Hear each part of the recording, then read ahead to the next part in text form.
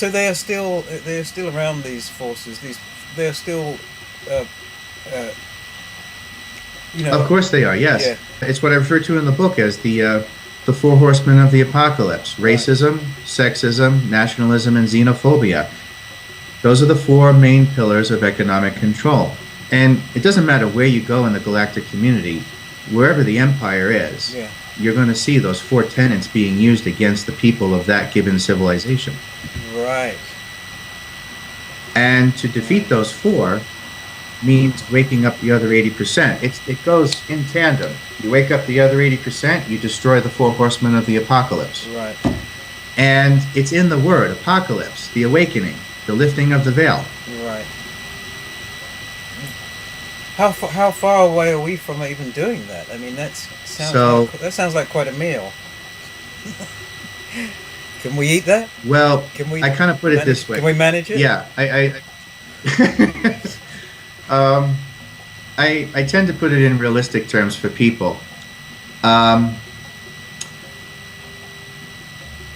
as long as you have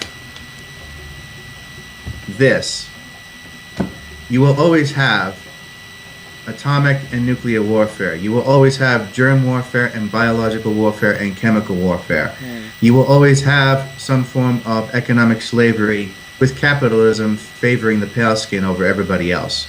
You will always have the corporate titans. So the bottom line is, if you want to start making progress, you know, white people are going to have to learn to blacken themselves up a little bit and get back into the family of man and stop thinking like a white suburban provincial Christian. Yeah. Okay? There's no room in the 21st century for religion, and there's even less room for Christianity because it's a false religion.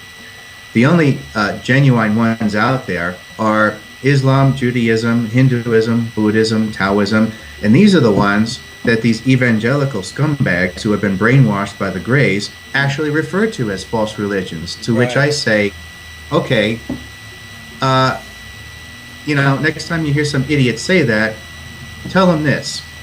If it wasn't for those so-called false religions, that plastic dashboard pale skin freak show that you refer to as Jesus never would have come into existence.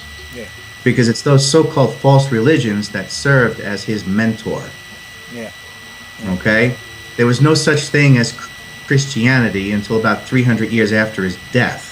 And that was all corporate propaganda so as to try and annihilate and shut down the Moorish legacy via the Commission Mysteries of the Egyptian university system, which was given those scumbags in the Vatican sharp competition.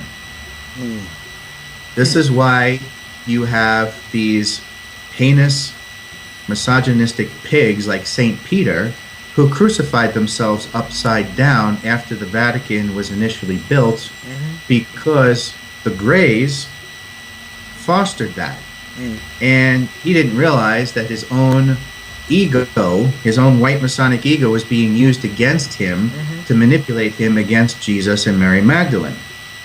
As such, the high priesthood of the Amen-Ra evolves into Vatican City for the sake of camouflaging the Greys and the Chateau regime, the shadow government. When the thing was finally built, they exposed themselves to him. As such, he couldn't handle it. He couldn't handle the fact that he was so easily manipulated against his mentor and his mentor's wife. Right. So he crucifies himself upside down to represent how the entire world had been turned upside down by the Greys.